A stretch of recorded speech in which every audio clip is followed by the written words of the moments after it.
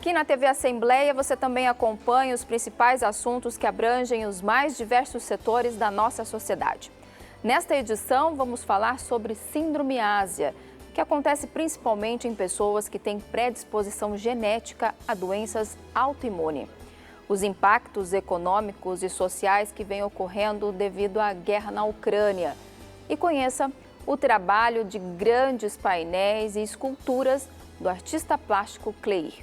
Eu sou Marité Kog e você acompanha comigo agora o programa Fique Ligado da TV Alemes. Uma doença associada ao implante da prótese de silicone é a síndrome autoimune induzida por um adjuvante, mais conhecida como síndrome ásia. Conheça os sintomas e quando se faz necessário a retirada dessas próteses mamárias para evitar doenças inflamatórias ou autoimunes em humanos. Síndrome ásia é uma sigla que fala de uma síndrome autoimune induzida por adjuvantes. E adjuvantes pode ser um monte de coisas. Dentre eles, o silicone é um material sintético que pode ser um adjuvante, assim como outros materiais metálicos ou substâncias químicas que também podem ser adjuvantes. O fato é, há uma quantidade X de casos em que, expostos a esses adjuvantes, a pessoa pode, a partir daí, com uma relação causa-efeito e numa relação temporal adiante, começar a desenvolver sintomas de algumas doenças autoimunes no cunho das doenças reumatológicas. E o silicone, onde que ele está nesse contexto, doutor? Exatamente. O silicone, que é o implante ou uma prótese, né, as mais comuns são mamárias, elas podem ser sim um desse componente não orgânico, ou seja, sintético, que através de uma decisão que as mulheres fazem esteticamente, quando elas querem aumentar as mamas ou suspender as mamas, se tornar essa substância componente adjuvante que deflagraria dali adiante sintomas não desejados e que não existiam previamente. Então é aí que ele entra. E quais os sintomas, os principais sintomas? Os sintomas mais frequentes dessa síndrome ásia, que popularmente, grande e forte nas redes sociais, ganhou o nome de doenças do silicone, ela vem através de sintomas um pouco inespecíficos. Então seriam sintomas como fraquezas, sintomas como perda de concentração ou de atenção, sintomas como dores em articulações, que a gente chama de artalgia, seriam sintomas como boca seca, alguns indícios de febre. Então, todos esses sintomas que podem ser um pouco inespecíficos, ou seja, várias doenças apresentam esse cunho de etiologias diversas, também estarem atrelados à doença do silicone, à síndrome ásia. Doutor, então como que faz esse diagnóstico? Porque é bem difícil então, né? Perfeito, Ana Paula. Esse é um fato extremamente importante. Ela está sendo dita, está sendo propagada, porém, quem se presta a confirmar esses diagnósticos precisa ter um grande cuidado e uma investigação bem ampla para comprovar que eles, de fato, dizem respeito a esse componente que a gente introduziu no corpo da mulher, no caso, e a partir daí ele começou a ter um tipo de representação de doenças não bem-vindas ou que antes não existiam. Como é a melhor forma de organizar isso? No entendimento de quem mais lida com esse tema, uma melhor forma é, de cara, encaminhar isso a um especialista, que seriam os médicos da reumatologia, os reumatologistas, que tratam de doenças reumatológicas e também de doenças autoimunes. Elas estão um pouco com alguns links de intersecção.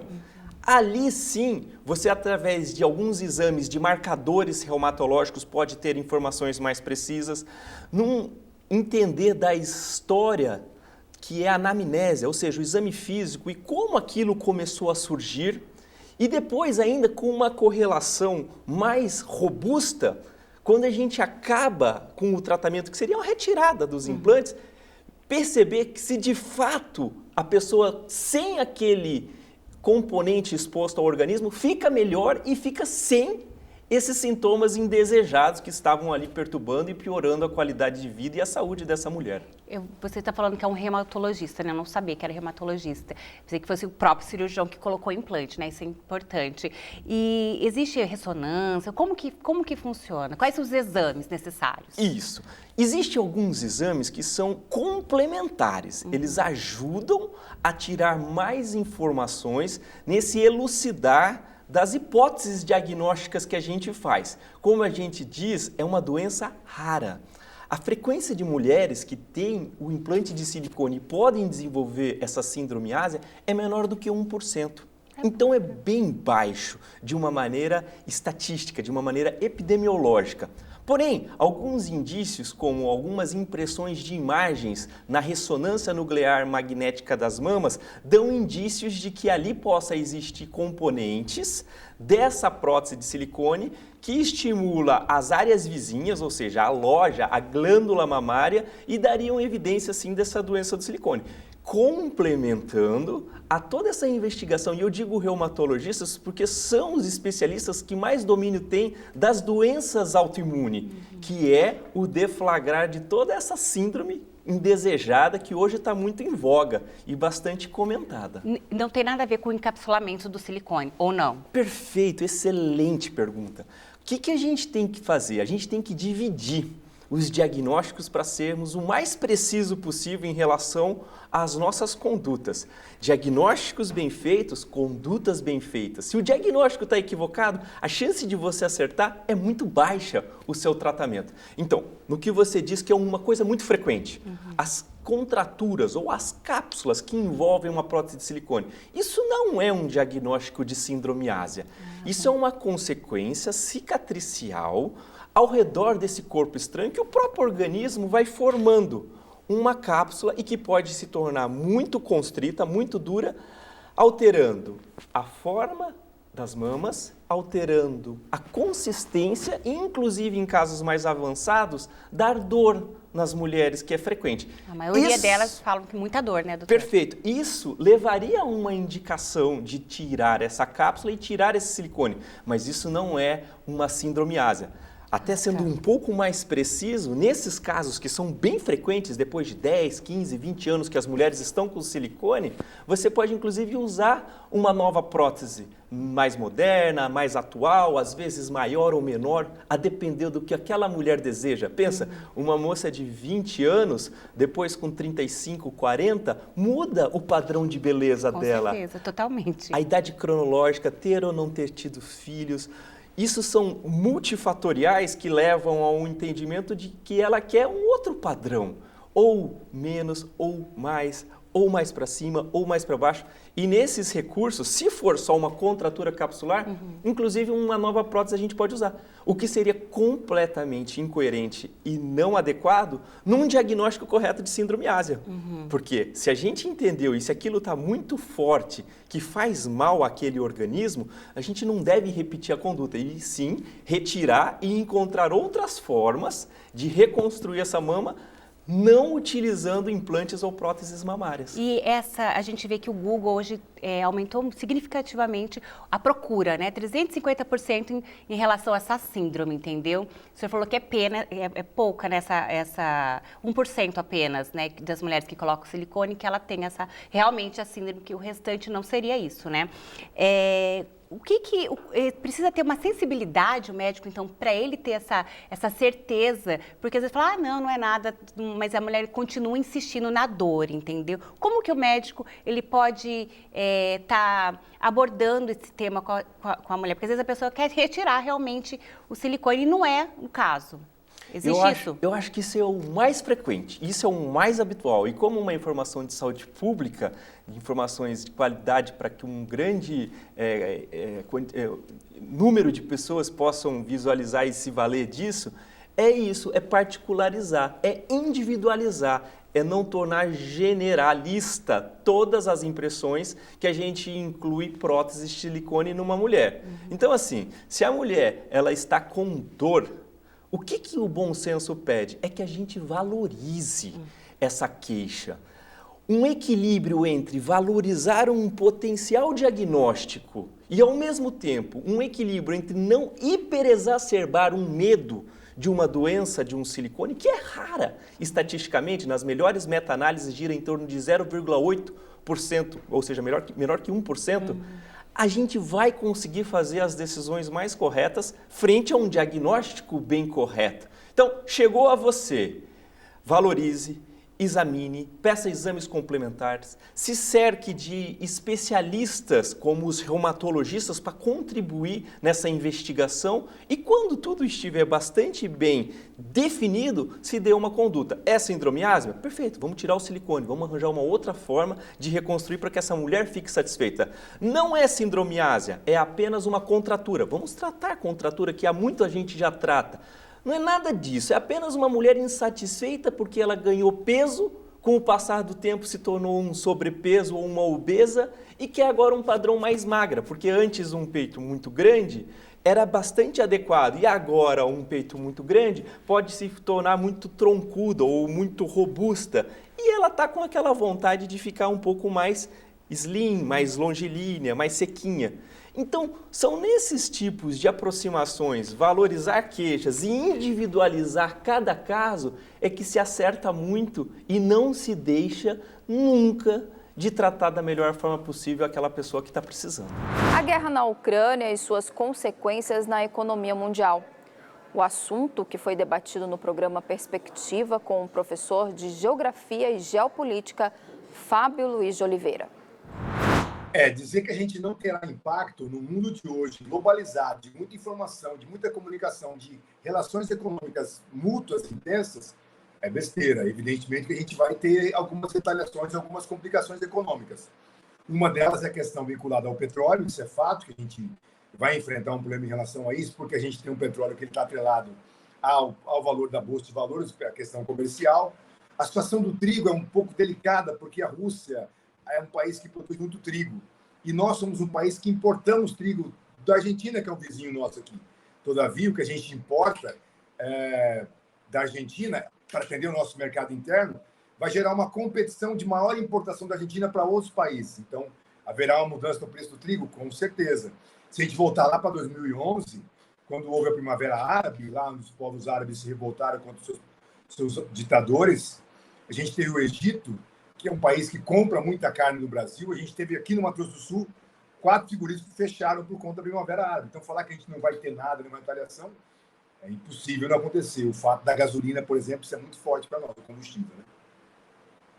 Pois é, e a gente usa o combustível aí, realmente, a nossa via de escoamento principal é a rodovia, né, via estradas, e nós estamos aí refém desse óleo diesel e não apenas da gasolina, né? Mas o óleo diesel é muito importante para a produção agropecuária, também para o transporte. Bom, e no que diz respeito aos países, o Brasil se posicionou com uma certa neutralidade em relação à Rússia. Na sua visão, esse posicionamento é estratégico, é importante que o Brasil se mantenha neutro nesse conflito? Historicamente, nós somos um país neutro.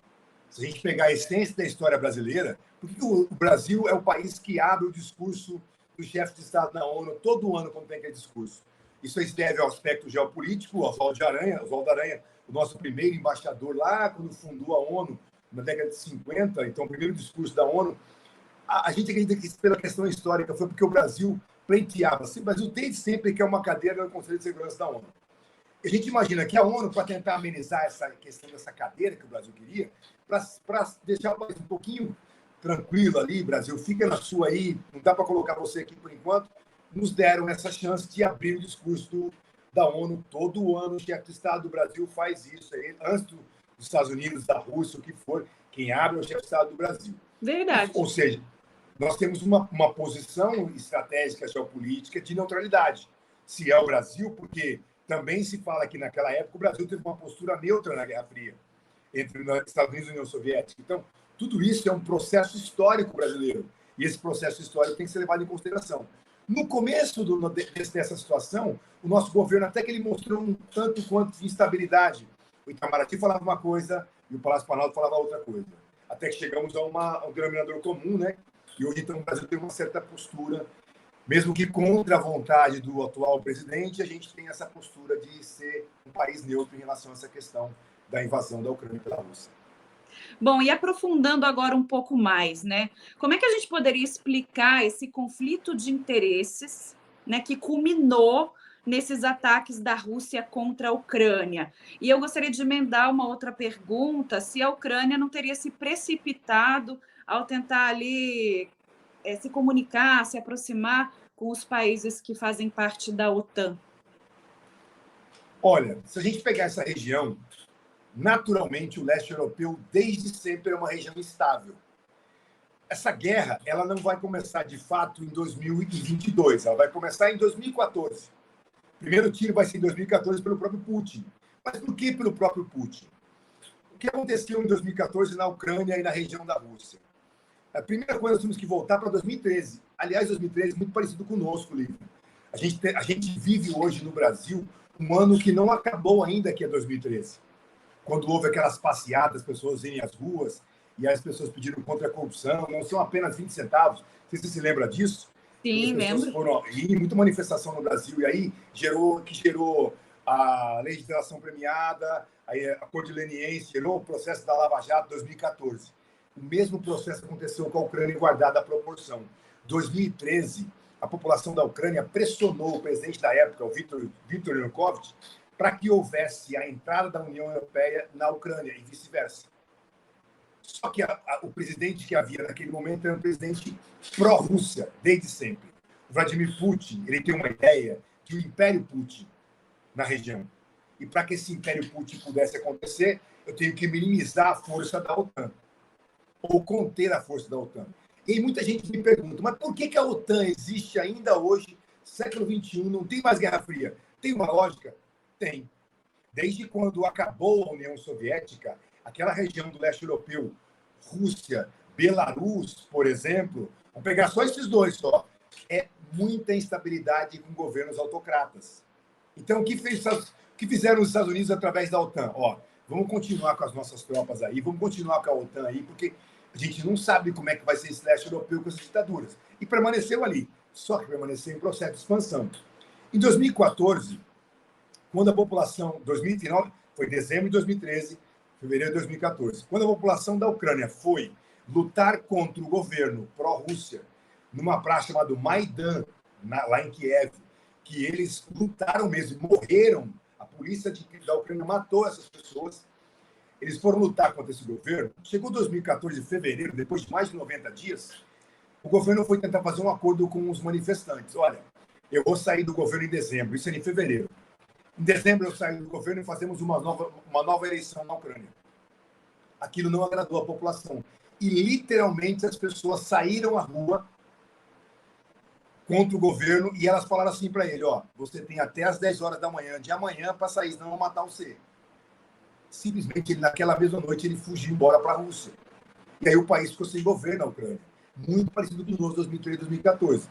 Naquele momento que fez Vladimir Putin, como ele percebeu que a população ucraniana havia uma manifestação popular muito forte, contrária à adesão pró-Rússia, mas sim favorável à adesão pró-União Europeia, ele literalmente entrou no território da Ucrânia, tomou uma região chamada Crimeia, que é uma península ao sul da Ucrânia, onde tem uma base militar muito importante para a Rússia, e se apossou daquela região e expulsou todos os ucranianos daquela região.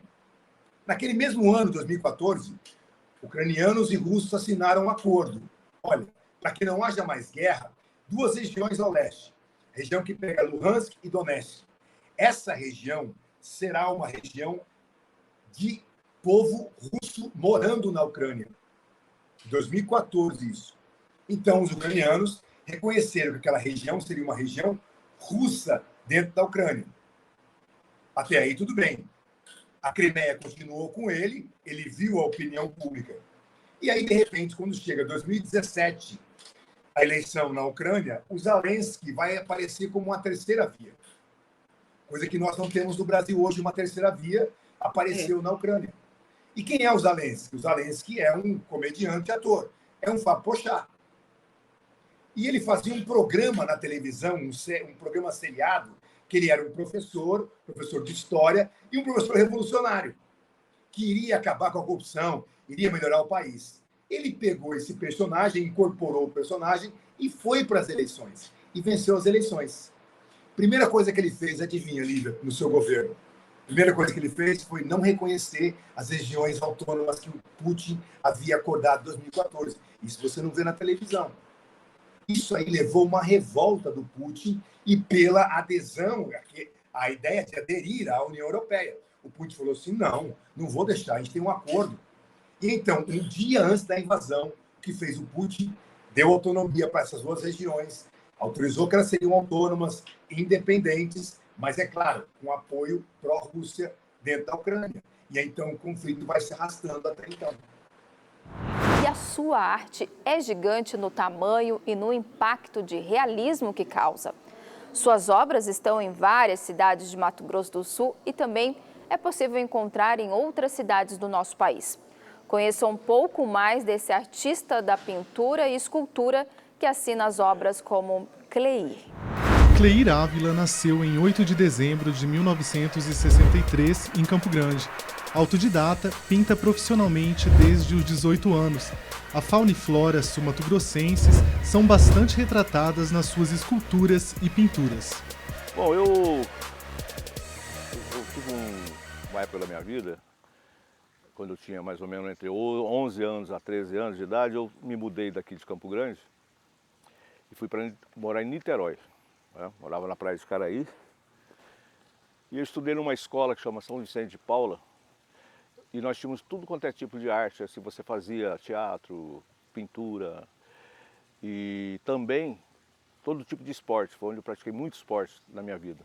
Mas tive esse primeiro contato de arte com a escola. Ali foi só um despertar, mas não houve o interesse assim, na hora, né? Foi mais o conhecimento e o contato.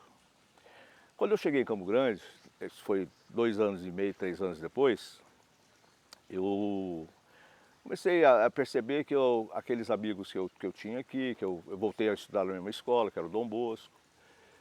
E aí eu comecei a mudar muito de escola, porque eu me tornei, eu acho que meio rebelde na época. E aí fui mudando de escola e fui conhecendo gente diferente, daquele meio que eu vivia quando eu era mais novo.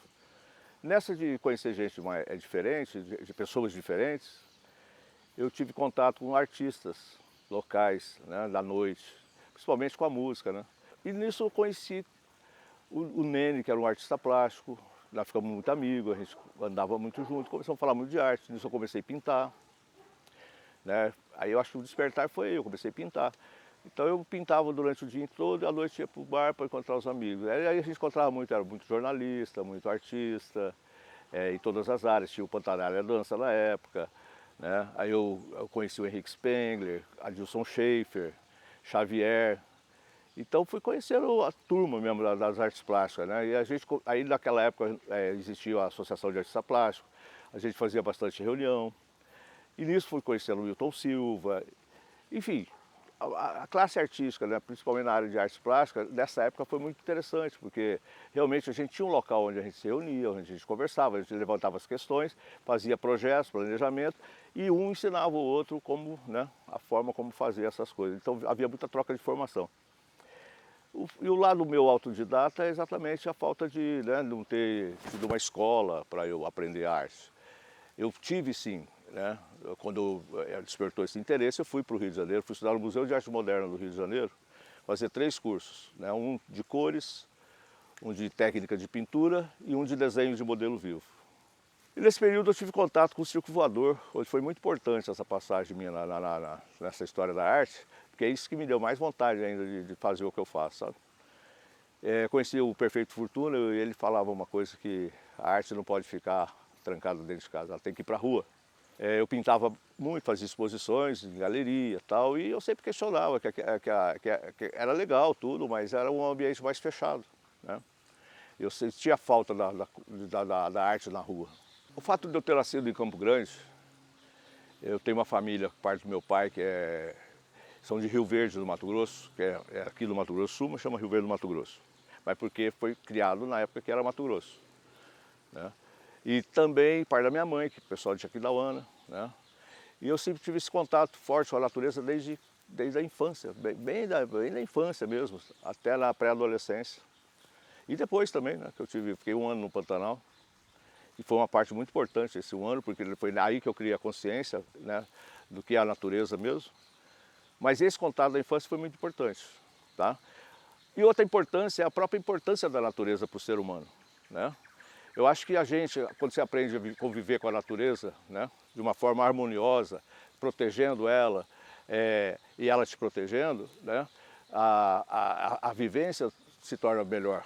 E se você fizer isso e plantar isso, com certeza vai colher frutos melhores no futuro, inclusive para as próximas gerações que estão vindo, né? Eu que já tenho até netas, que são lindas por sinal, então eu penso muito nisso. Mas aí e pela própria beleza da natureza, né? Então eu ficava imaginando assim, como artista, tema que eu poderia trabalhar, e aí foi surgindo. Saí daquele mundo meio surrealista, depois passei pelo abstrato, e aí quando eu comecei a enxergar, eu comecei a conciliar a natureza da forma como ela é, com a beleza dela, e aí comecei a juntar com aquele abstrato que eu fazia, que era um grafismo, e eu usei o grafismo como uma crítica, que era a interferência do homem sobre a natureza, e deixando a natureza bonita, porque eu via muito, né, quando você passava na estrada, os animais mortos, e eu falava, eu posso muito bem retratar isso, né, mas, cara, isso é feio, não é bonito, né? Então eu queria, aí eu comecei realmente a fazer, vou fazer a natureza da forma como ela é, com a beleza que ela é, e aí eu crio uma interferência, que é a interferência do homem sobre a natureza, que é o grafismo que eu fiz.